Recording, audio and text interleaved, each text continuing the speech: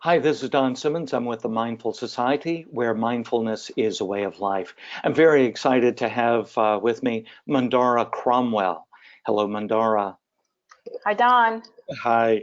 Let me give a brief introduction of Mandara Cromwell. First of all, doctorate of somatic medicine, American entrepreneur and inventor, CEO and president of Cyma Technologies, a manufacturing company of her own inventions, one of which is the Acoustic Meridian Intelligence 750. Personally, I cannot say enough about that machine. It's really just an amazing thing. We'll get into that a little bit later. But the Acoustic Meridian Intelligence, the AMI 750, was also nominated for a Thomas Edison Award back in 2013, I believe. And in 2002, you coined the term cymotherapy to refer to a wave of therapy based on the work of Dr. Peter Guy Manners, a British osteopath. Now, what's really exciting is that Mandara also created and is the founder of the International Sound Therapy Association. It's a nonprofit 501c3 organization based in Atlanta, but does work all over the world. And I want to thank you, first of all, for being here, creating International Sound Therapy Association, the AMI 750. And I got to say, being able to be a Thomas Edison Award invitee, that is something that I go, wow, that's pretty incredible for what you have done. That is an interesting, was an interesting experience and remains. I don't know if in your high school science class, in my high school science class, they asked if you were to have dinner with some scientists, who would it be, living or passed on? And Thomas Edison was one of the people that I wanted to have dinner with. So, so you actually did have dinner with Thomas, sort of. Sort of in a way. That's really awesome. That's amazing. Well, the new evolution of Mandara Cromwell, a little notice here. I actually have been working with you for many years through International Sound Therapy Association. I'm very fortunate to have known you, worked with you. And for those who don't know you, I've seen your ups and downs and your joys and your thrills, and they've been many, and it's just amazing. But the really wonderful thing that's come out with you now is, and it's on my iPad, is Soundflower. Trying to get it without I don't have the copy of the book yet, but I've seen it and I've read one of the other versions. Do you have it there? There it is. It's beautiful.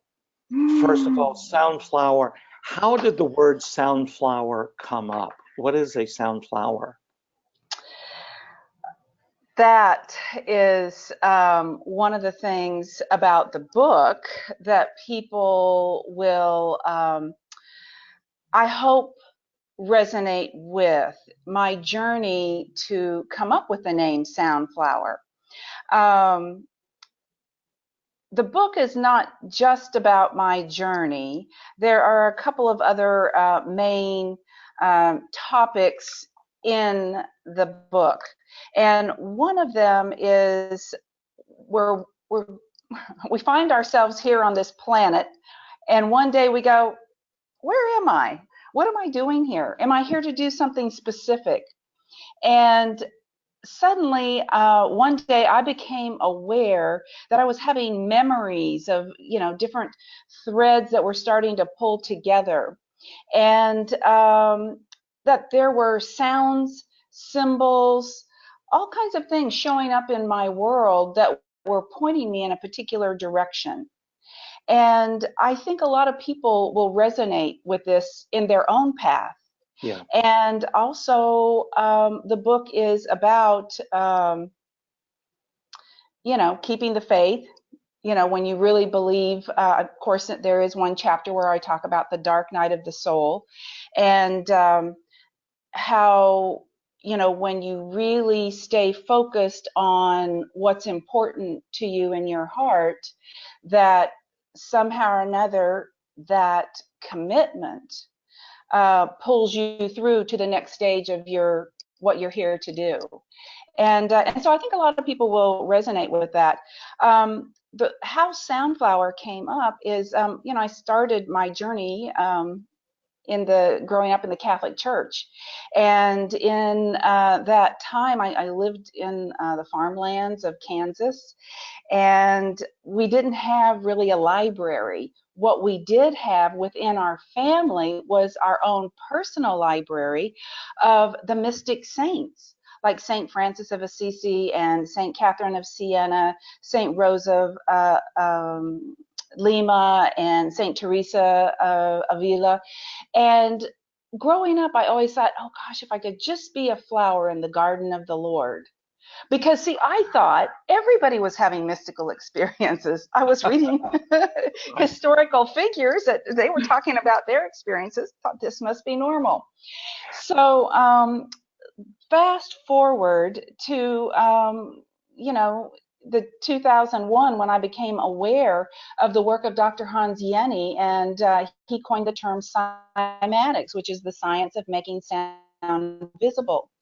And I had, in going back now to the Catholic Church, I grew up in a Gothic style architecture church where there were paintings of angels on the ceiling with vibrant halos and stained glass windows with the saints, and they're, looking at those halos, they would vibrate. So now I'm here in 2001 looking at these cymatic images that Hans Jenny's producing. I go, oh my goodness, these are the same, thing. Here's a thread in my life where I see vibration made visible.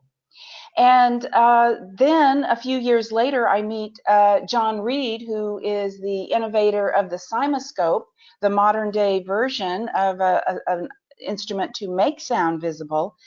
And I asked John if he would take one of the healing codes from the device that I created, make it visible. And when I saw it come to life, it was actually flowering on the surface of the water. So hence the name Soundflower. Yeah. So the flower thing, nature, these symbols, sounds, and vibration are a common thread in my life. And I believe that there are a few other people out there that might share or resonate with that exact experience. Absolutely. The full title, Soundflower, The Journey to Marry Science and Spirit. That's really an important aspect of this book, having read, part of the one of the previous books.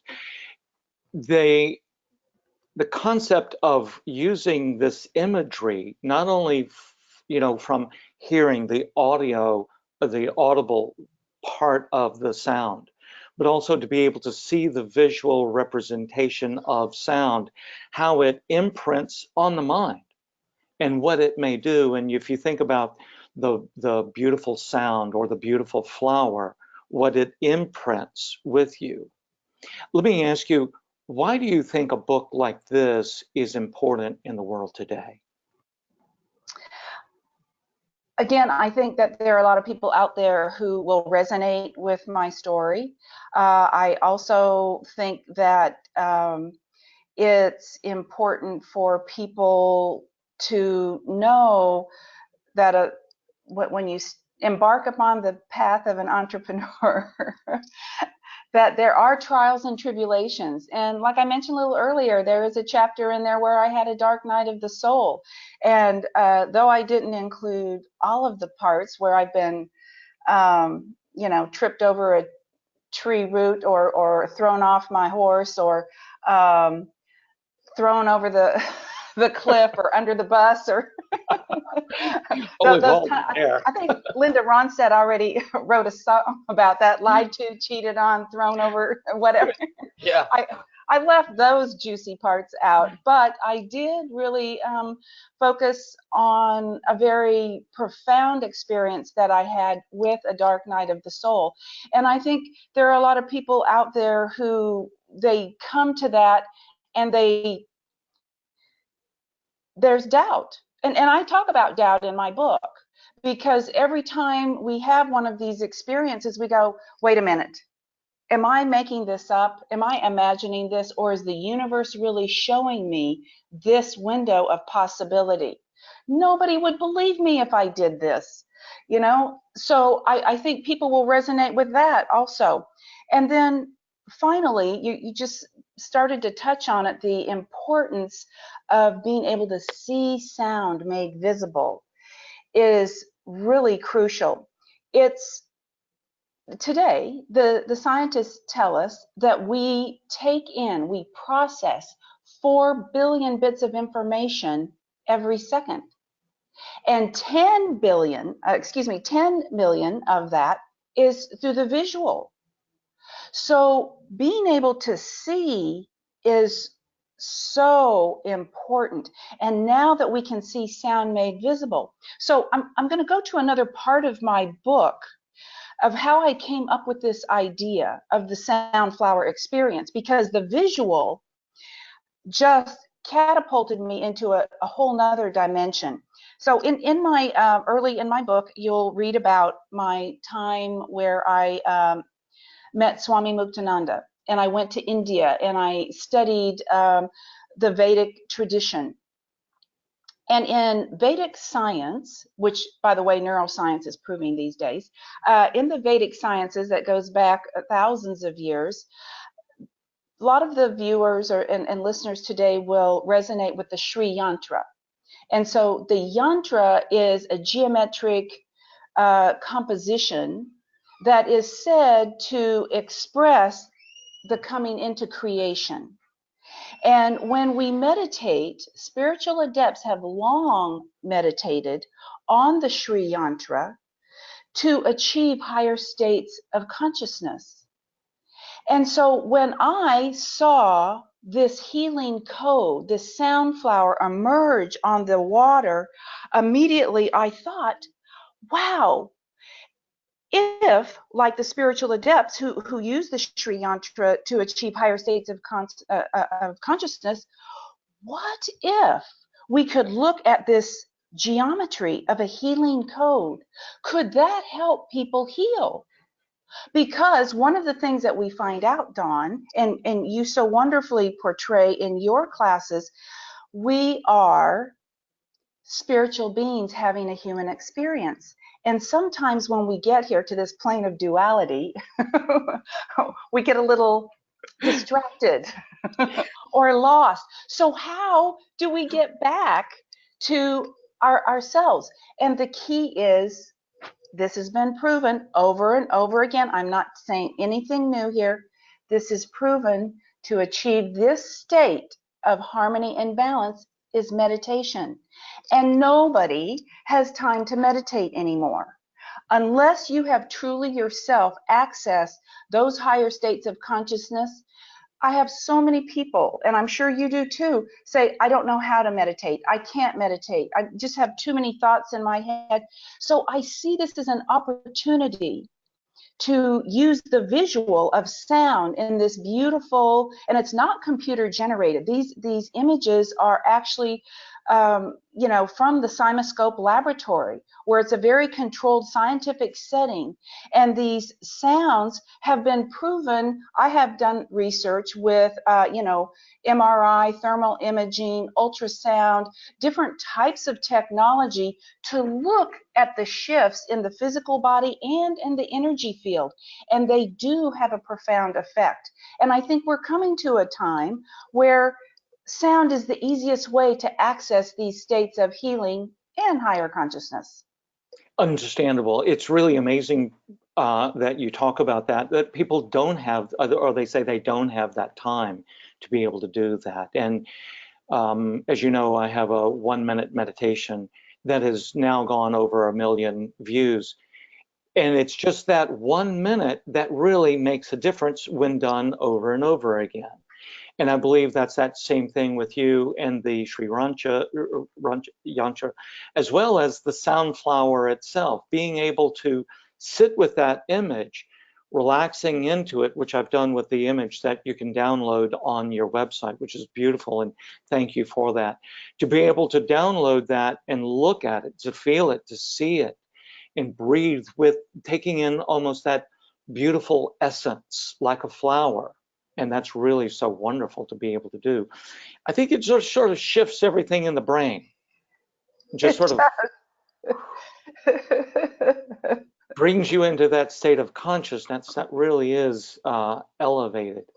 I, Mandara, I want to thank you so much for being on. I want to invite our viewers to, you can get your book from simatechnologies.com or Amazon or your local independent bookstores around the country.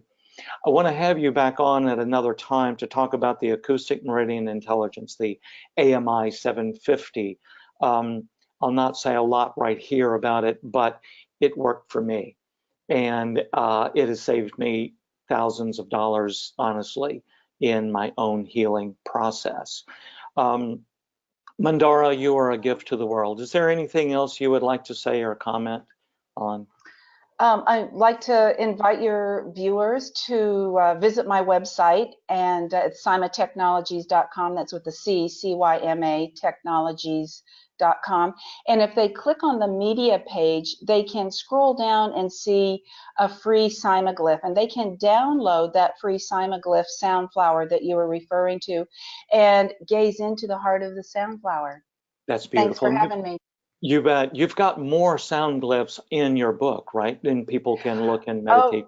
yes, the book is really an art book Yeah, that has many amazing glyphs. All of the images were created, and they are of the healing sound image to help support the pranic sheath. And so we can talk about that at another time when we yeah, have more time. But yeah. yeah, please visit the website. And I also have some Soundflower experiences that if people really want to get into. They're just like approximately 5 minutes long, and a lot of people are taking them to work and using them as a 5-minute mini stress break. That's awesome. Thanks so Mandara, you're much, doing Don. such great work in the world. Thank you so much for being here. I Thank you, appreciate it. Don. Thank you so much. This is Don Simmons with the Mindful Society, where mindfulness is a way of life. Thank you so much.